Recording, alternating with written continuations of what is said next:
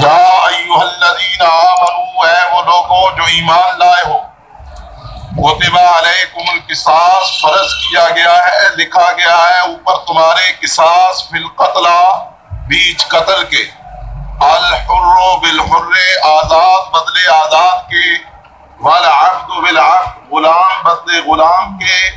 والانثی بالانثی، اور عورت بدلے عورت کے، فمن، پس وہ شخص، عفی لہ، معاف کیا گیا واسطے اس کے، من اخیہ، اس کے بھائی کی طرف سے، شیئن، کچھ بھی، فاتباع بالمعروف، پس وہ پیچھا کرے ساتھ بھلائی کے، واداء الیہ، اور خون بہا دے، دیت دے، الیہ، طرف اس کے، باحسان، ساتھ نیکی کے، احسان کے، ذالک تخفیف من ربکم ورحمہ، یہ تخفیف ہے، ہلکا پن ہے تمہارے رب کی طرف سے، اور اس کی رحمت ہے، مہربانی ہے۔ فمن اعتدی، پر جو کوئی زیادتی کرے، بعد ذالک، بعد اس کے، فلہ عذاب علیم، پس واسطے اس کے عذاب ہے دردناک، وَلَكُمْ، اور واسطے تمہارے، فی القصاص، بیچ قصاص کے، بدلے کے، حیات، زندگی ہے، یا اولی الالباب، اے اہل عقل، لعلکم تتقون، تاکہ تم پرہیزگار بن جاؤ۔ کتب علیکم، لکھ دیا گیا اوپر تمہارے، یا فرض کیا گیا اوپر تمہارے، اذا حضر احدکم الموت، جب حاضر ہو تم میں سے کسی ایک کو موت، ان ترک، اگر چھوڑے وہ، خیرا، مال، الوصیۃ، وصیت کرنا، للوالدین، واسطے والدین کے، والاقربین، اور واسطے قرابت داروں کے، بالمعروف، ساتھ بھلے طریقے کے، حقا علی المتقین، حق ہے، یہ لازم ہے اوپر پرہیزگاروں کے۔ فمن بدلہ، بس جو کوئی بدل دے اسے، بعد ما سمعوا، بعد اس کے سننے کے، فإنما، پس سوائے اس کے نہیں، کہ اسمہ، گناہ اس کا، علی الذین، اوپر ان لوگوں کے ہے، یبدلونہ، جنہوں نے تبدیل کیا اسے، ان اللہ سمیع علیم، بے شک اللہ سننے والا، جاننے والا ہے۔ فمن خاف من موص جنفا، بس وہ شخص کے جسے خوف ہو وصیت کرنے والے کی طرف سے، جنفن، جانبداری کا، او اسمن، یا گناہ کا، فاصلح بینہم، پس اصلاح کرے درمیان ان کے، فلا اسم علیہ، پس نہیں ہے گناہ اوپر اس کے، ان اللہ غفور رحیم، بے شک اللہ بخشنے والا، مہربان۔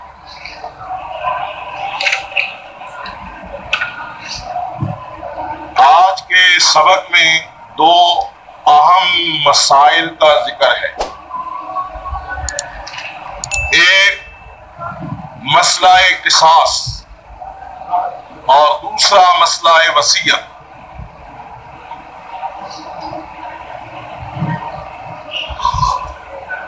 پہلی دو آیات میں مسئلہ قصاص کا ذکر ہے۔ یا ایھا الذین آمنوا، اے وہ لوگوں جو ایمان لائے ہو، کتب علیکم القصاص، لکھا گیا ہے اوپر تمہارے قصاص۔ اللہ کی طرف سے کسی بات کا لکھا جانا اہمیت کا حامل ہوتا ہے، یعنی یہ وہ بات ہے کہ جس کو تم نظر انداز نہیں کر سکتے۔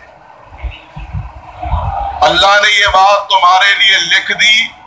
اور اللہ کی لکھی ہوئی بات انسانوں کے لیے قابل توجہ بھی، اور قابل عمل بھی، اور ضروری بھی۔ یہاں بھی کتب علیکم القصاص، وصیت کے لیے بھی کہا گیا کتب علیکم، اور کل کے سبق میں انشاءاللہ بشرط زندگی انشاءاللہ ہم پڑھیں گے،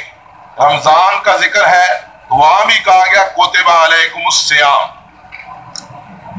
تو لکھا گیا ہے، یعنی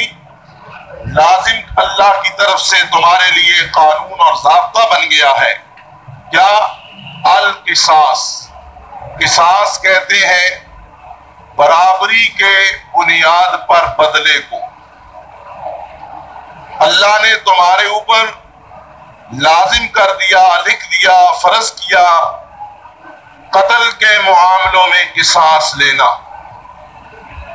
بدلہ لینا، قصاص لینا، یہ ضروری ہے۔ اور اس کے لیے جو اس کی بھلائی اور اس کا جو نتیجہ ہے اللہ تعالی نے اس کی خوبی کو ان لفظوں میں واضح کیا دوسری آیت میں کہ وَلَكُمْ فِي الْقِصَاصِ حَيَاتٌ یا اُولِي الْأَلْبَابِ، اے عقل مندو اس قانون قصاص میں تمہارے لیے زندگی ہے، اس قانون قصاص میں تمہارے لیے زندگی ہے۔ اور اللہ تعالیٰ نے اس قانون قصاص کو صرف قتل کی حد تک کی وضع نہیں فرمایا، بلکہ سورہ المائدہ میں اس طرح فرمایا وَكَتَبْنَا عَلَيْهِمْ فِيهَا أَنَّ النَّفْسَ بِالنَّفْسِ وَالْعَيْنَ بِالْعَيْنِ وَالْأَنْفَ بِالْأَنْفِ وَالْأُذُنَ بِالْأُذُنِ وَالسِّنَّ بِالسِّنِّ وَالْجُرُوحَ قِصَاص۔ فرمایا ہم نے لکھا ہے اوپر تمہارے قصاص، جان کے بدلے جان، انسان کے بدلے جس کو قتل کیا گیا اس کے بدلے قتل کرنے والا قاتل، مقتول کے بدلے قاتل، جان کے بدلے جان، والعین بالعین، آنکھ کے بدلے آنکھ، جو کسی کی آنکھ پھوڑے گا، جو کسی کی آنکھ کو نکالے گا، قصاص میں اس کی آنکھ کو بھی سلامت نہیں رہنے دیا جائے گا۔ والانف بالانف، ناک کے بدلے ناک، والاذن بالاذن، کان کے بدلے کان، والسن بالسن، دانت کے بدلے دانت۔ یہی نہیں بلکہ والجروح قصاص، جو کسی کو جتنے زخم لگائے گا بدلے میں اس کو بھی اتنے ہی زخم لگائے۔ یہ قانون قصاص ہے کہ کوئی یہ نہ سمجھے کہ میں کسی اشراف خاندان سے ہوں، یا میں مالدار ہوں، یا میں فلاں قبیلے سے تعلق رکھتا ہوں، جس کا چاہوں ناک کاٹ کے پھینک دوں، مجھے کوئی پوچھنے والا نہیں۔ اللہ کا قانون یہ کہتا ہے کہ وہ کیسا ہی کیوں نہ ہو، اگر اس نے کسی کا ناک کاٹنے کا جرم کیا ہے تو جب تک وہ اسے معاف نہیں کرتا یا دیت نہیں دیتا،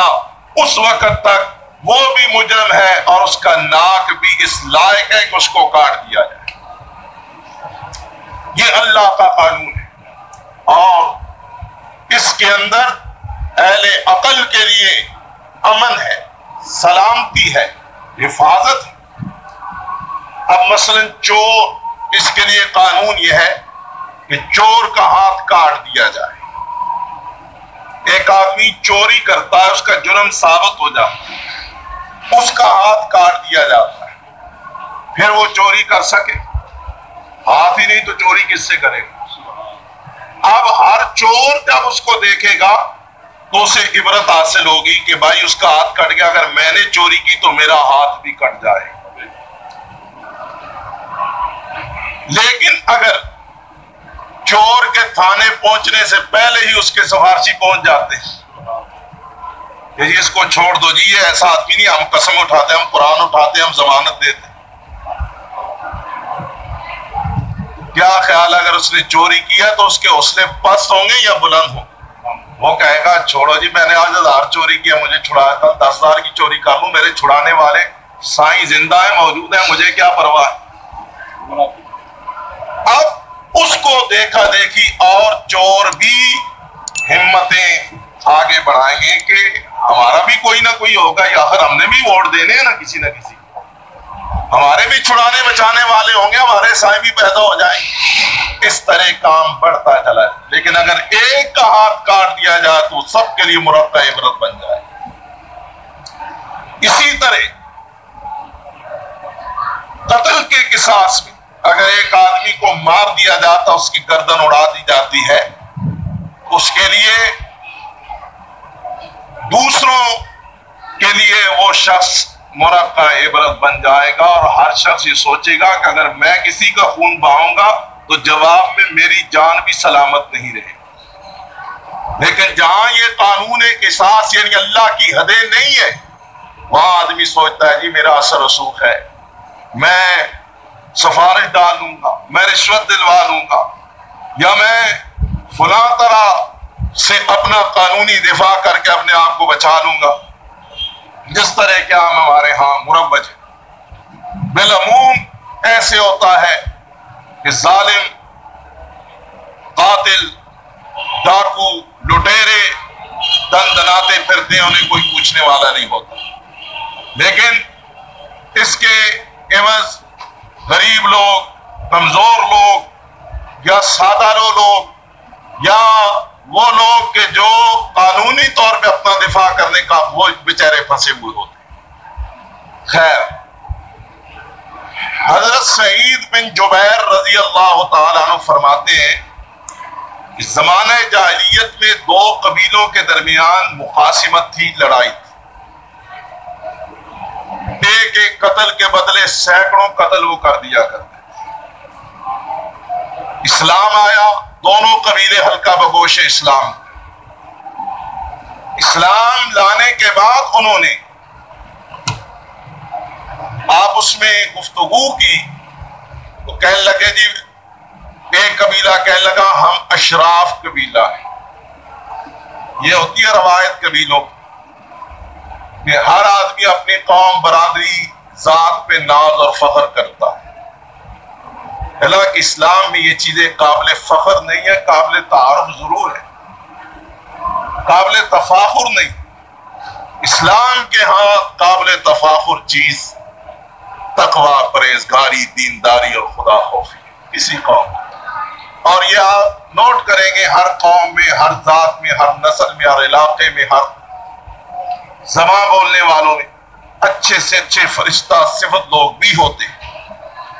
اور گھٹیا سے گھٹیا شیطان صفت لوگ بھی موجود ہوتے ہیں، سب لوگ ایک جیسے نہیں۔ تو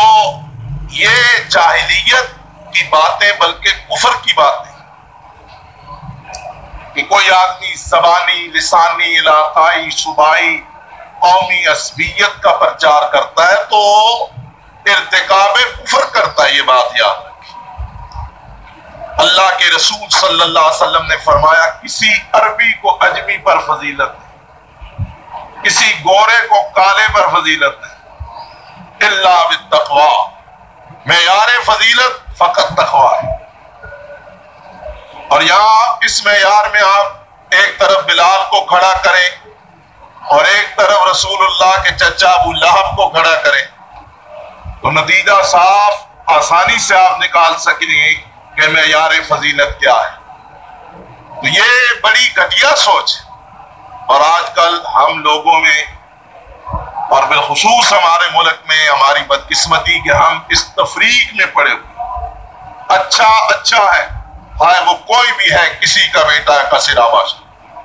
اور رذیل گندا آدمی گندا ہی ہے، خواہ وہ کوئی بھی ہے۔ تو کسی ایماندار کے ایمان کو یہ تباہی اور بربادی اور زہر جو ہے نا،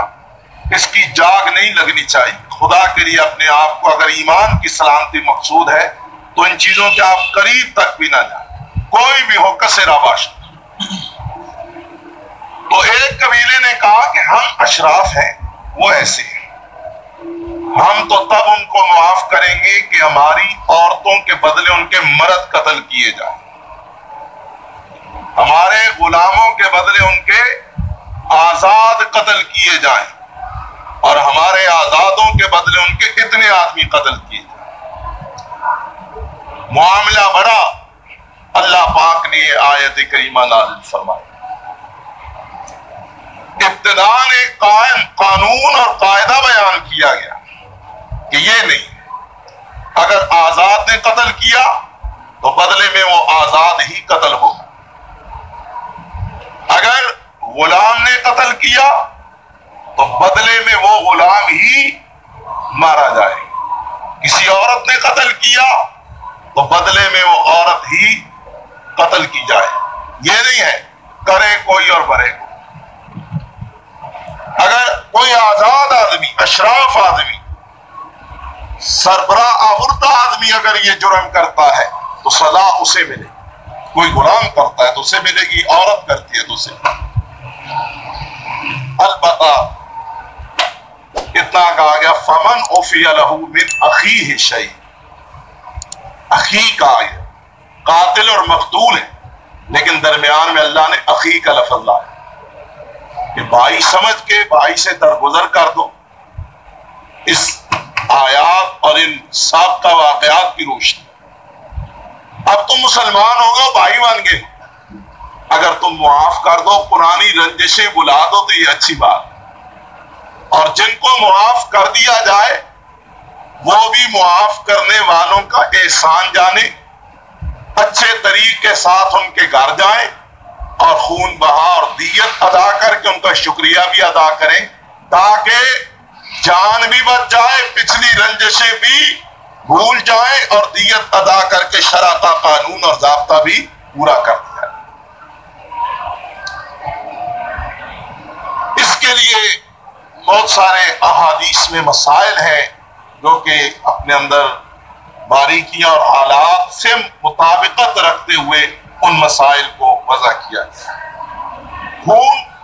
قتل اگر کوئی معاف کر، مثلا ایک آدمی، اس کے دو بیٹے، ان کے باپ کو قتل کر دیا، قاتل اقرار جرم کرتے ہیں۔ اب ایک صورت یہ ہے کہ اس کو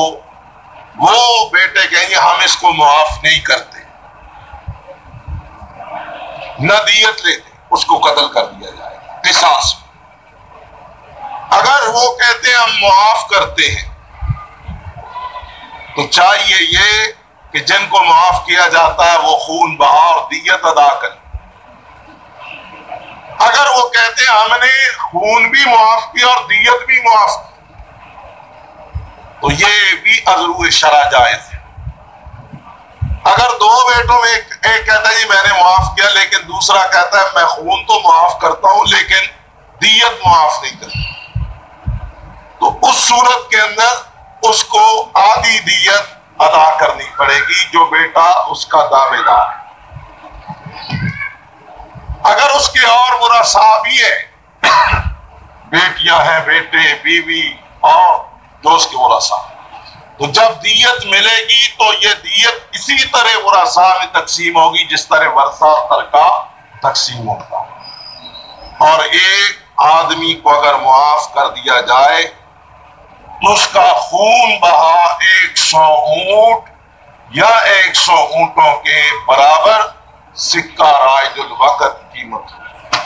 یہ سادہ سے دو مثال سمجھ آ گئی جی؟ تو اس حضرت سعید بن جبیر رضی اللہ عنہ کی روایت کی روشنی میں اس آیت کریمہ کا یہ ہے شان نزول اور پس منظر۔ اے ایمان والو، کتب علیکم القصاص، لکھا گیا اوپر تمہارے قصاص، فی القتل، قتل میں، الحر، قتلہ جمع ہے، اس کا واحد قتیل ہے جس کو قتل بھی کہا جاتا ہے۔ الحر بالحر، آزاد کے بدلے، یعنی اگر آزاد نے قتل کیا تو وہ اسی جرم کی پاداش میں قتل کیا جائے گا۔ والعبد بالعبد، اور اگر غلام نے قتل کیا تو بدلے میں غلام ہی مارا جائے گا۔ والانثى بالانثى، اور اگر عورت نے قتل کیا تو بدلے میں وہ عورت ہی قتل کی جائے گی۔ فمن عفی لہ، پس وہ شخص کے معاف کر دیا گیا واسطے اس کے، من اخی، اس کے بھائی کی طرف سے، شیء کچھ بھی، یعنی گردن معاف کر دی یا دیت معاف کر دی، فرمایا کچھ بھی، جو کچھ بھی، اگر وہ اپنے حق کو استعمال کرتے ہوئے معاف کرنا چاہے تو فاتباع بالمعروف، جس کو معاف کیا گیا اسے چاہیے کہ وہ پیچھا کرے اچھے طریقے کے ساتھ، یعنی معاف کرنے والے کا شکریہ ادا کرے اور اس کو خون بہا اور دیت ادا کرنے کی کوشش کرے، وَأَدَاءٌ، اور دیت دے، ادا کرے، خون بہا، الیہ، طرف اس کے، بِإِحْسَان،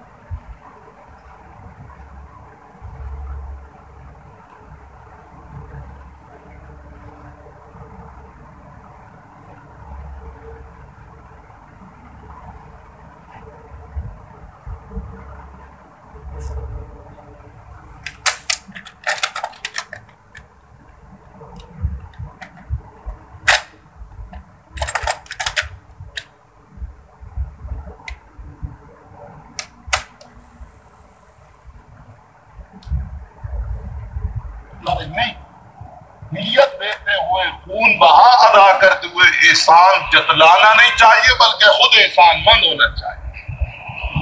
فَذَلِكَ تَخْفِيفٌ مِّن رَّبِّكُمْ وَرَحْمَةٌ، یہ رب کی طرف سے تخفیف ہے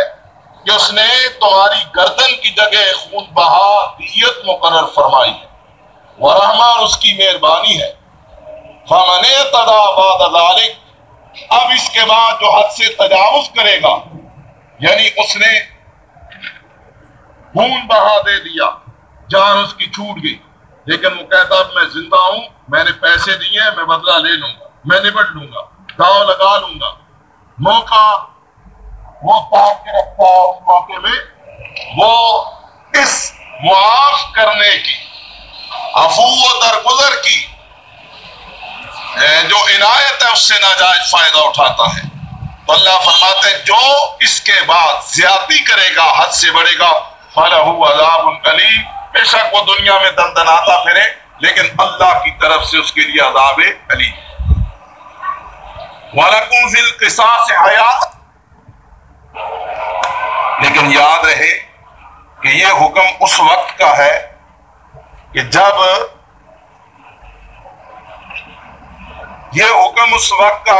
جب احکام میراث نہیں آئے تھے، یہ بات سمجھے آپ، احکام میراث آئے، ہر آدمی کے مرنے کے بعد خواہ وہ وصیت کرے یا نہ کرے، آٹومیٹک از خود اس کے ورثاء کا حق مقرر کر دیا گیا کہ والدین کا یہ ہے، بیوی کا یہ ہے، بچوں کا یہ ہے، بیٹوں کا یہ ہے، فلاں ہوں گے تو فلاں کا یہ ہے، اور فلاں نہیں ہوں گے تو فلاں کا یہ ہے۔ یہ پورے احکامات اپنی جگہ سورہ نساء میں آئیں گے، چوتھے پارے۔ لیکن یہ اس سے ماخبر کہ اگر موت کے وقت تمہارے پاس کوئی مال ہے تو تم وصیت کر دو، کیوں؟ اس لیے کہ مال تمہارا ہوگا اور بعد میں جو بھی تمہارے ورثاء ہیں، قرابت دار ہیں، وہ تمہارے مال کو چھینیں گے، جھپٹیں گے، لڑیں گے، قتل و غارت تک نوبت پہنچے۔ لہٰذا بہتر یہ ہے کہ تم وصیت کر جاؤ،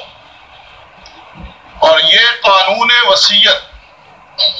اس حد تک تو یہاں منسوخ ہے کہ دوسری جگہ اس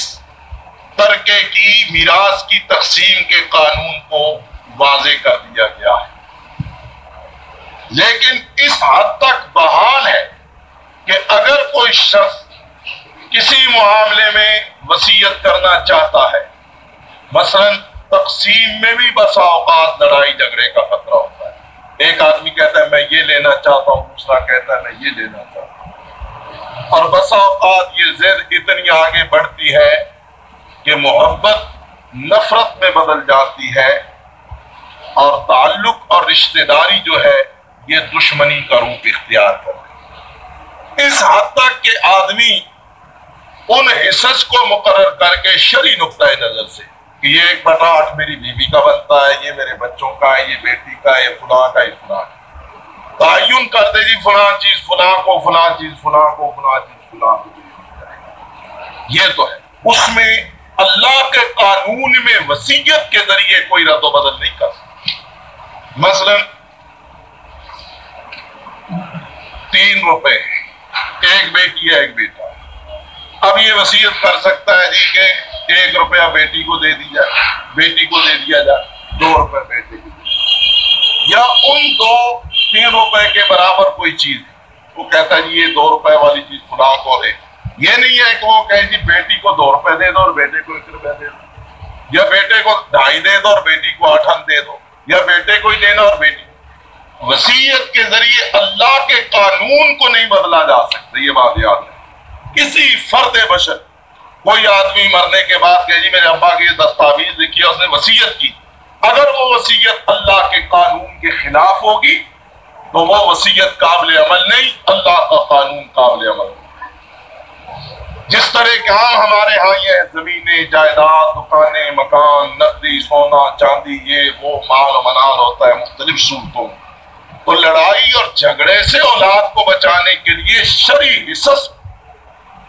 تعین کر کے فلاں فلاں فلاں لے لے تاکہ بعد میں لڑائی نہ ہو۔ اتنا کہہ دیں جی کہ بابا جی یہ تقسیم کر گئے تھے لہذا میں اس پہ راضی رہنا چاہیے، ہلکی یا باری چیز یہ الگ بات ہے۔ ایک یعنی شرعی ضابطوں کے مطابق وصیت آدمی کر سکتا ہے، وہی وصیت معتبر ہوگی جو شرعی ضابطوں کے مطابق۔ نمبر ایک۔ نمبر دو، بعض ایسے آدمی ہوتے ہیں کہ جن کا وراثت میں دیگر اقربا کی موجودگی میں کوئی حق نہیں ہے، یا اس کے علاوہ کوئی آدمی اپنی مرضی سے کسی کو حق الخدمت دینا چاہے، یا کسی فلاحی ادارے کو، یتیم خانے کو، مسجد کو، مدرسے کو، یتامہ کو، کسی کو کچھ دینا چاہے، تو اس کو یہ اجازت ہے، ضروری نہیں کہ وہ 1/3 حصے سے متعلق وصیت کر سکتا ہے، اس سے زیادہ نہیں۔ مثلا ایک آدمی 1,00,000 روپے اس کا اثاثہ، وہ کہتا ہے جی میری اولاد گندی ہے، نافرمان ہے، یہ ہے وہ، میں ان کو کچھ نہیں دیتا، یہ 1,00,000 روپے فلاں یتیم خانے کو دے دیا، تو یہ اس کی وصیت غیر شرعی ہوگی، نہیں دے سکتا۔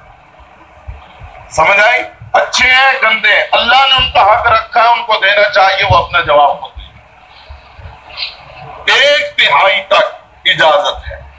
1/3 حصہ وہ وصیت کسی فلاحی ادارے کو دے، کسی کو دے، لیکن یہ 1/3 بھی ان کو ملے گی جو میراث میں حقدار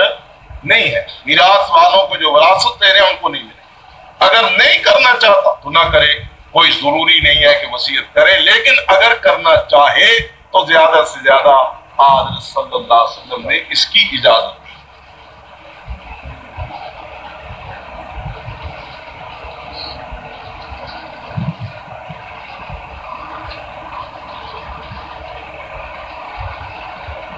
تو یہ ہے کتب علیکم، فرض کیا گیا، لکھا گیا ہے، مقرر کیا گیا اوپر تمہارے وصیت کرنا، جبکہ حاضر ہو تم میں سے کسی ایک کو موت، اگر اس نے کوئی مال چھوڑا تو وہ وصیت والدین اور اقربین کے لیے اچھے طریقے ساتھ کر سکتا ہے، معروف قاعدے کے ساتھ۔ لیکن پھر یہ بات یاد رہے کہ والدین اور قرابت داروں میں سے جو میراث کے حقدار ہیں ان کے لیے حکم منسوخ ہے، ان کے لیے اب وہ دوسرے احکامات جو سورہ نساء میں اللہ نے ذکر کیے ان کے لیے حقوق متعین کر دیے گئے، ان میں سے ملے۔ حقا علی المتقین،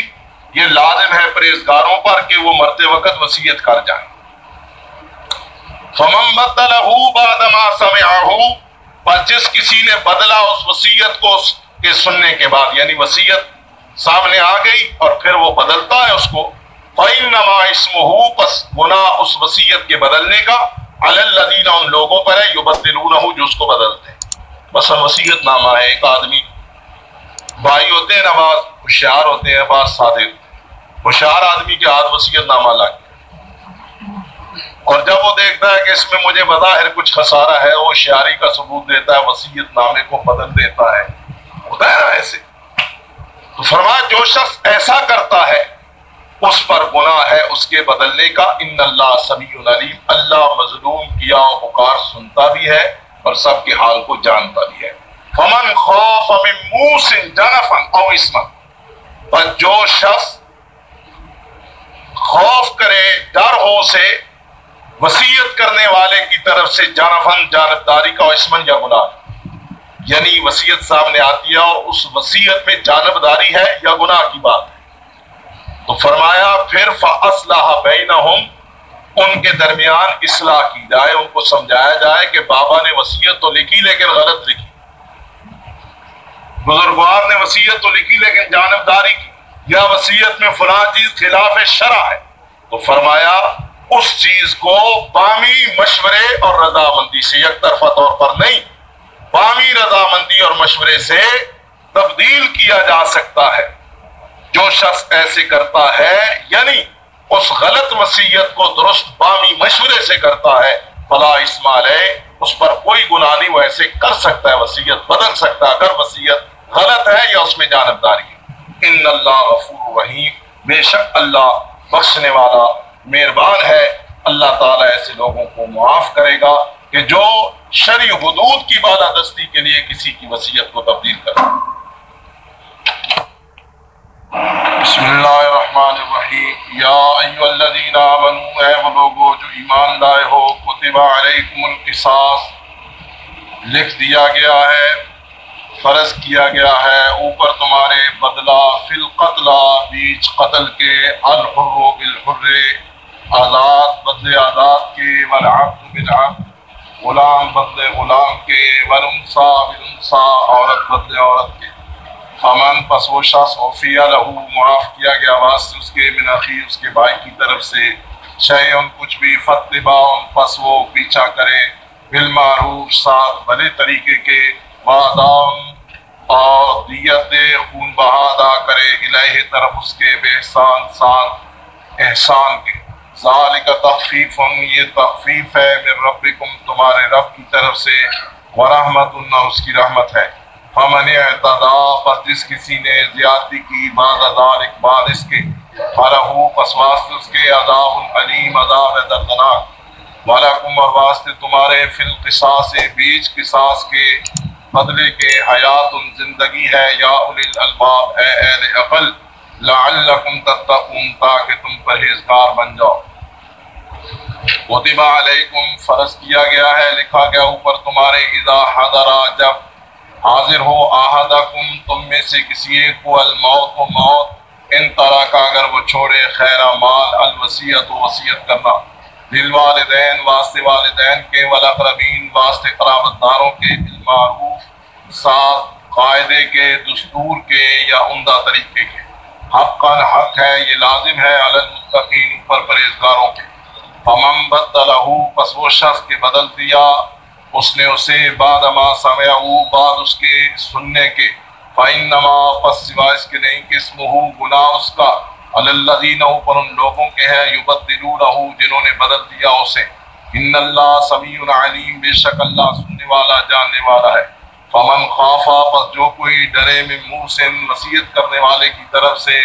جنفن جانبداری کا او اسمن یا گناہ کا فاصلہ بینہم پس اصلاح کرے درمیان ان کے فلا اسم علیہ پس نہیں ہے گناہ اوپر اس کے ان اللہ غفور رحیم بے شک اللہ یا